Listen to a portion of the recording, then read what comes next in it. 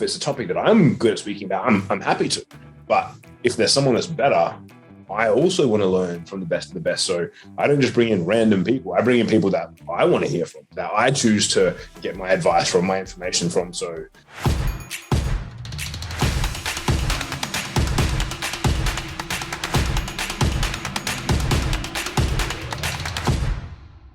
Kim, this is a big question now, because the Mogul Mastermind has been going on for a while now, but I've never asked you this question.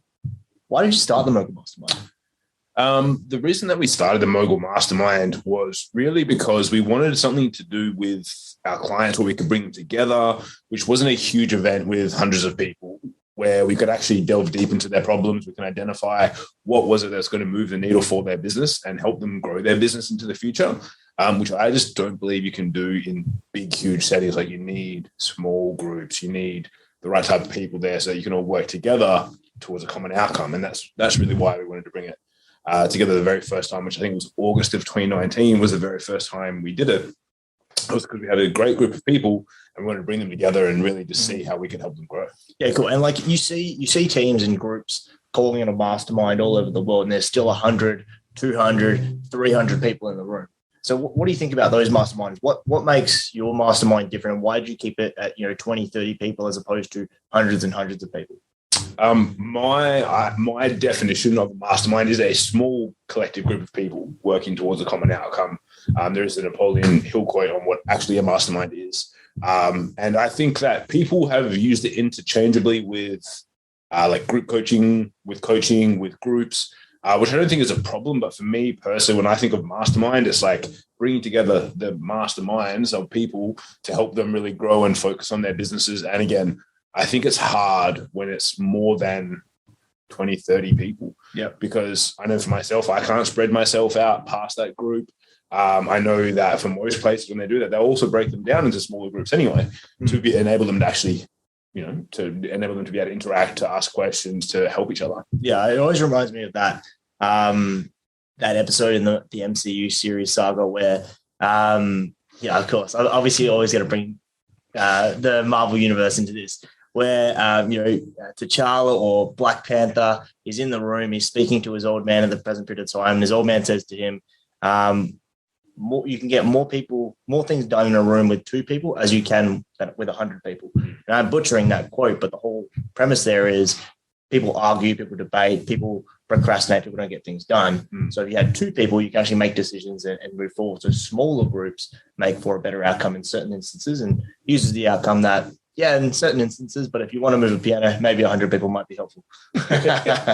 So, you said August 2019, and, it's June at the moment. It's almost July. We're moving towards August 2022. So this is our 3rd year anniversary coming up for the Mogul Mastermind. So tell me a little bit about that. Are we going to do something special? What's coming on the 3rd year anniversary? Well, I'm hoping people are going to bring me cakes and bottles of wine and stuff. As it's a birthday. But for us, what we're looking to do is I always look for themes. I always look for the correlating insights into people's businesses and like what's going on for them right now. And the 2 biggest ones which have stood out to me is, number 1, been mindset.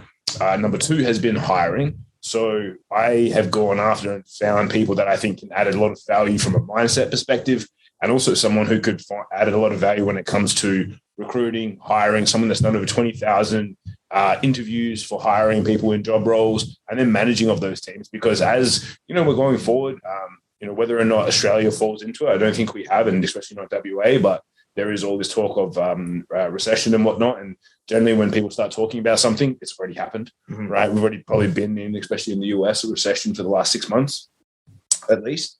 Looking after your mind, guarding your actual brain, how you think about things, your approach to life itself, and also people, because it's going to be a great opportunity to get good people. You might sometimes lose people that are maybe not the right ideal person for your business in times of stress and pressure, but it also means that people are looking for opportunity. So it's a great time to be able to recruit good people in as all these other businesses around the world start to kind of falter. Yeah, I like that, because it's so funny when you talk about mindset and obviously understanding finances and hiring all these types of people in this recession that could or may, who knows if it's going to occur in Western Australia, but it's certainly occurring, and it's certainly in the papers all around the world, especially in the US being the big one. But we're starting to see that being in Australia. We follow a lot of the trends of the US. And usually it's a couple of weeks or a few months later, or sometimes even a few years later. But it's this whole power of mindset with manifestation, right? If people say it loud enough and people start to think it's occurring, start to hold their pennies, pinch their pennies, not spend as much, which can then cause a whole tyranny of other different things in the economy. If people aren't spending, that means interest rates might need to go up. It means that the cost of living might need to change because supply and demand, it can cause a whole heap of issues. So yeah, that's really, really interesting. So I think having someone talking about mindset and having people discuss, hiring and how to bring in the right team is going to be super powerful, because I know we spoke about this many, many times. The founder of the business might get the business off the ground, but really what takes it to the next level is the people that you have around you. 100%. And I think that's the same with anything, right? Mm. Cool. So, I suppose people who've been seeing your stuff for a while, or our stuff for a while, or been peeking in at the mastermind, what do they really get as part of the mastermind? What do people, if they join the mastermind, not just the events, what's part of the whole year mastermind experience? Really it depends, because obviously for any individual person, there's so many facets of the mastermind, and obviously we're always reinventing, we're always reinvigorating. Like we've just internally, like every event that we do, we get feedback. So often we'll put out a call for feedback on the calls that we do, the process that we run, to make it better, to increase the accountability, to help people get the outcome that they want to achieve. So obviously, yes, we have 4 events per year. 3 events per year, once a quarter. It ends up being 4 events though, doesn't it? Yeah. 4 events. We end up having, sorry. But there's 4, quarter is 1 divided by 4. Yeah. 1, 2, 3. Yeah. Quick math. Yeah. Yeah. So we have 4 events a year. Generally speaking, February, May, August, November are the events that we have. So at each one of those, we have a different specialty, a different focus. Obviously, myself, I talk on many different avenues and aspects. Then we have specialists come in depending on what it is for people that we're looking at, to try and help them. They also get access in full to our M3 program, which is our full marketing and sales systems, if you will, that they can literally swipe and deploy, put into their business. Then where I think the most benefit is that people have is the ability to leverage our team as part of their mastermind. Obviously, there's the community, which we're working on rebuilding how they interact with each other using some different softwares, which is pretty cool. And we look at then there's 2 marketing calls a week, 2 sales calls a week. There's a monthly mastermind call with myself, and then there's fortnightly one-on-one calls with myself. That's crazy. So there's a whole heap of resources for people to be able to talk about their business, to be able to look at it. And we're looking at building more tools at the moment for people to be able to identify where they're at, what they're stuck on, and then what are the best resources for them to help them achieve that. So as I said, we're always looking to make it bigger and better and stronger for people, tie in different aspects for them so that they have everything they need for their business. But they're the big pillars that we have, which is obviously education that they can literally take, swipe and deploy. Then we have the coaching and accountability, which are the calls. And then we have the community, the mastermind, the interactivity, whether it be at events or online as well. Cool. Awesome. The 3-pronged milk stool. I like it. That's an analogy from Big Bang Theory. If you guys are Big Bang Theory fans, believe me, I know.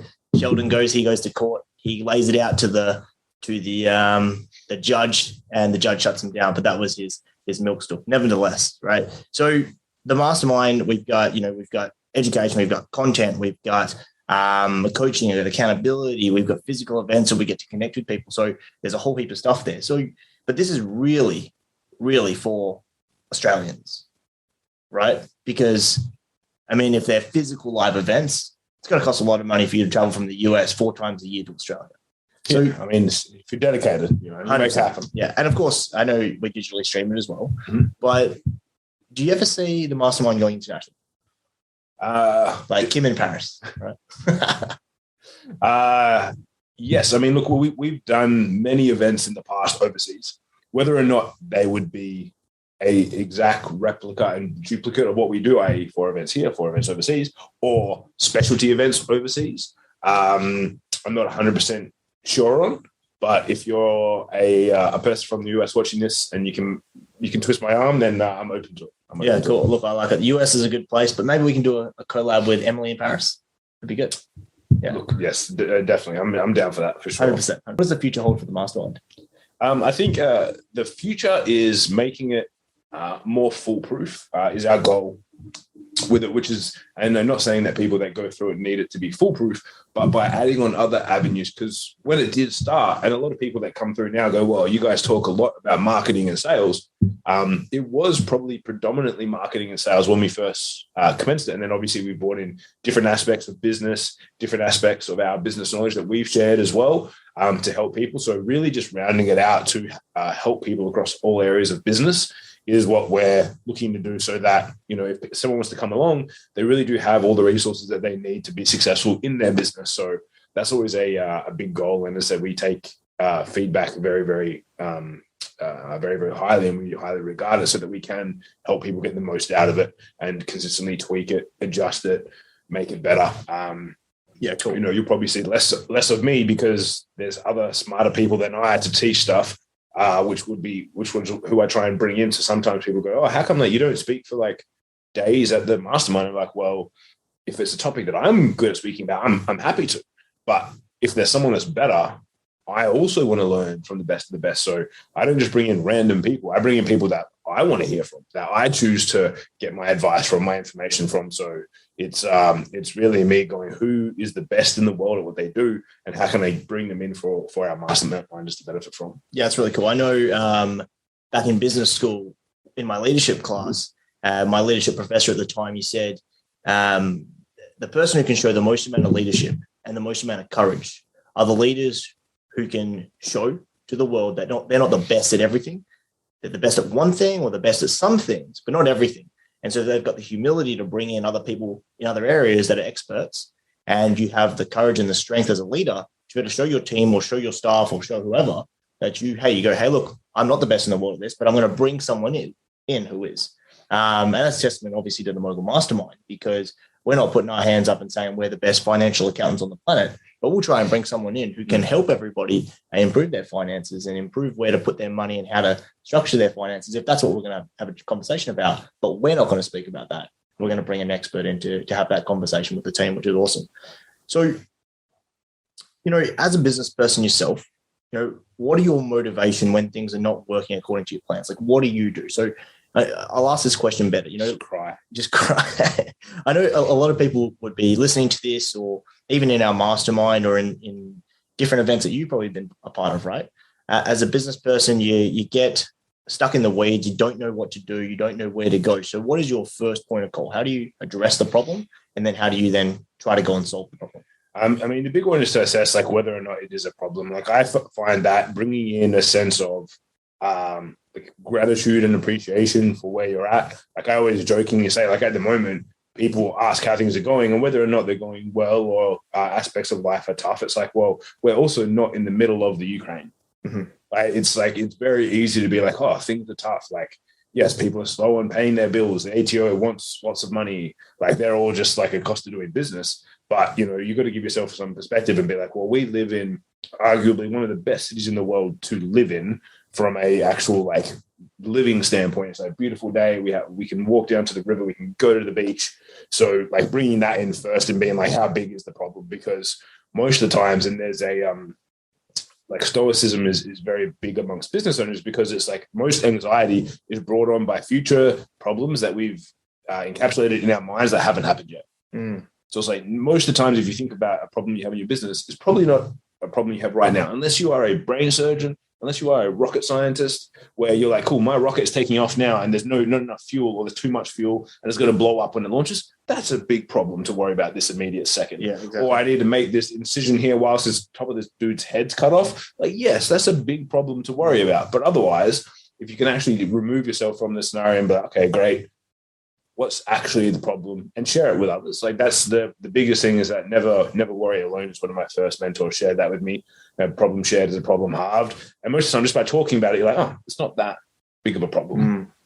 And the reason why, especially in business, most people fall into the trap of thinking about sales and marketing is because most of the time a problem can be solved by making more sales. Yep.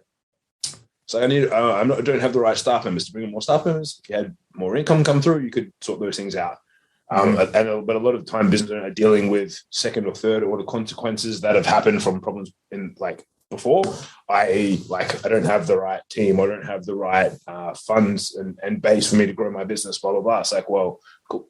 A simple way to do that is to bring in more revenue so that you can then solve that problem.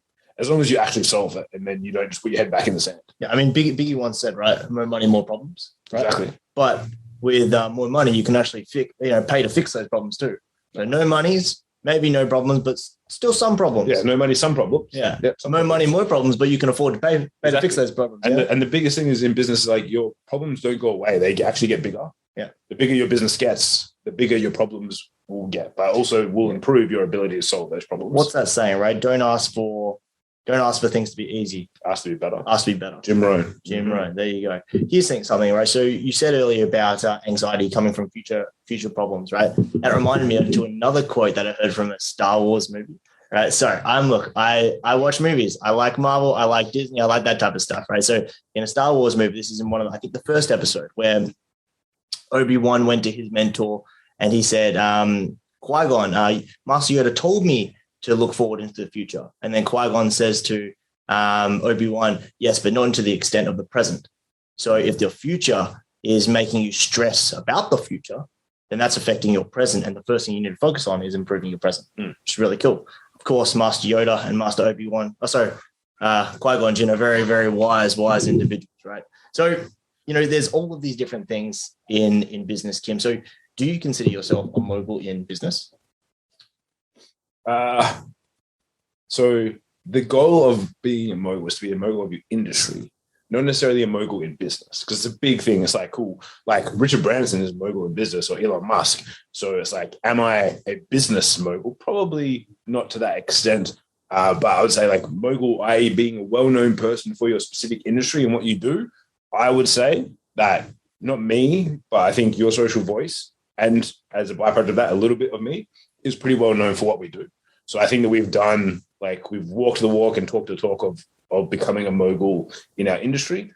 But a mogul of business, I think, is a bit bigger aspiration and goal to hit. So yeah. But also, if you're a mogul of business, doesn't mean now you're an expert. You're still an expert in marketing, or you're still an expert in sales. It just means that you're the overarching authority figure and known for doing well in business, right? Like even for yourself, you're well known. You're attributed to being well known in marketing. But even marketing is so big, and it's like you can't understand everything in marketing. You can be an expert in direct response copywriting and and direct response advertising, potentially positioning as well. But I can't expect you to be an expert in branding and color schemes, typography, web design, graphic design, PR, and obviously, that's just absurd. Yeah. So it's like you choose your battle, right? And become a mogul in something that you want to become a mogul in, that you feel that's going to have the biggest impact. 100%. So do you feel that people are maybe trying to take on too much on their plate? In what aspect? So, when people are like, my business is going to solve this problem, and by solving this, I need to be the best at all of these different types of things. Yeah, I mean, look, you don't have to be the best at anything to still be able to help people. You just have to be able to solve that problem. It doesn't necessarily mean that you're the best. It's like, do I get trained when I go to the gym by the best trainers in the world? Probably arguably no. Someone could argue that I don't, right? I'm not arguing that point, but someone could argue that point. However, do they help me solve my problem? Yes. Do they do it in an enjoyable way? Yes. Do they do it in a way that makes me want to go back there every single morning at 5 a.m. when it's 6 degrees Celsius? Yes. So they're doing what they need to do. Mm-hmm. So it's like, you don't have to be, and that's what I think is like, you can work towards becoming the best, but it's like, if you are the best, every day people are fighting to pull you down. Mm-hmm. It's like, I'd rather have people to chase than be the chasee, if that makes sense.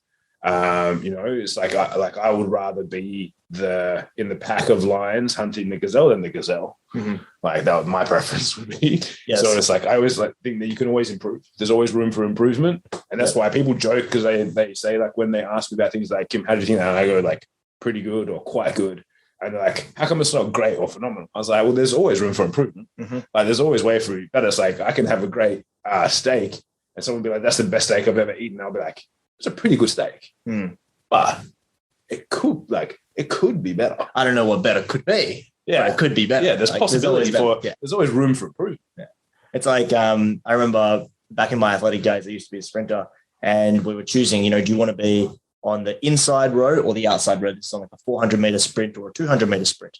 And, if it's 100 meters, obviously it's straight. But if it's 200 meters or 400 meters, you're typically going around a bend.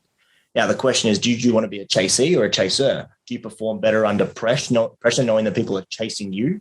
Or do you perform better under the challenge that you need to get to the other person? So that could, if you had the choice of choosing the inside lane versus the outside lane, that would give you the benefit of selecting, cool, I want to be the chasee because I want to be chased, or I want to be the chaser. Wait, the opposite way around. Yeah. But you get the analogy, right? So it's really good. And even to understand in business, do you thrive on challenge? I want to strive to be that person, so chasing someone else, or do you strive from being at the top, and then maybe you need to just kind of slowly, incrementally go from a group that you can dominate then to a next group that you can slowly dominate, as opposed to being the dumbest in the room, so to say. Yeah, 100%. So, if you were a follower of YSV and the mastermind and you were kind of unsure about joining, what would you say to them? Join. Yeah. Visa or MasterCard. No, but I think with anything, obviously there's and I always jokingly say it, but it's also serious. It's we have a no douchebag policy, which is if I wouldn't sit with you, and I know Google has this test and many other businesses, but it's if I couldn't sit and they do this for employees as well as clients. So if I couldn't sit and have a beer with you, it's you probably shouldn't be a client of mine. If that wouldn't be enjoyable, we got stuck at the airport.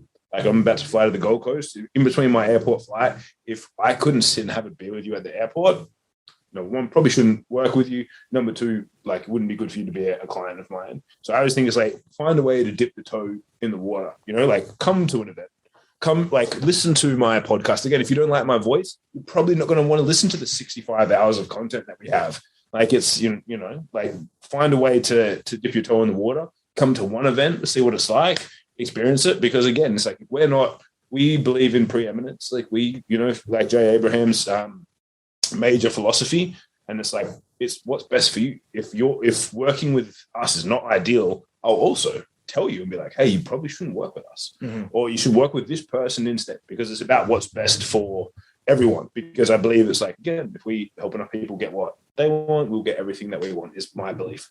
Yeah. It's a great Zig Ziglar quote. So I think that you need to dip your toe in. It's I'm not going to, everyone, unless you already love us, if you love us, then cool. So, definitely join us for a year and come hang out. But if you're not sure, dip your toe in the water and see what it's like. Yeah, awesome. I love that quote, right? So what Kim just mentioned there, in the sense that if we were stuck at an airport, can we go sit at a beer and have a beer and it's all good? And the emphasis there was on a beer, one, right? Because Kim has had one beer with me and then a many beers with me, or wines in our case. And yes, I probably already had one, but yes, Kim gets very sick of me very quickly after 3 Drink Ken comes out, right? Another homage to my Brooklyn Nine-Nine brothers, right? That's 3 Drink Amy, 3 Drink Ken.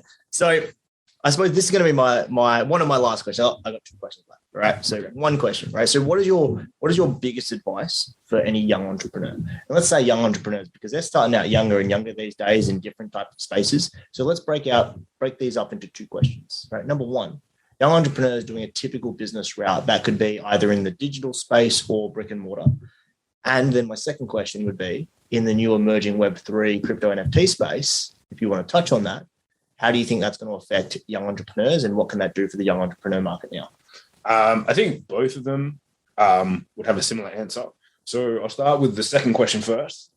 So Web3, NFT businesses and whatnot, it's still about who you know and the networks that you have. I've seen time and time again, the relationships that you can build will be what will pay off in the long run, especially because if you're in one of those spaces, you probably are not going to be a coder, marketer, contract writer, designer, artist.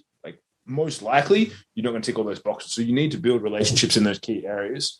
And again, be good at what your original focus is. And then the rest of them, you'll be able to find great people, because there's plenty of great people around in that space. Then your first question in relation to new people coming in that are in traditional business or digital businesses as well is, again, find people that are doing what you want to do and get help from them. Because again, it's we all, and I know I'm regularly guilty of it, is that you think that you can solve every problem and you go about trying to solve every problem by yourself. It's a fast way to get grey hairs. And you probably can't see, I just had my beard dyed to get rid of all the greys.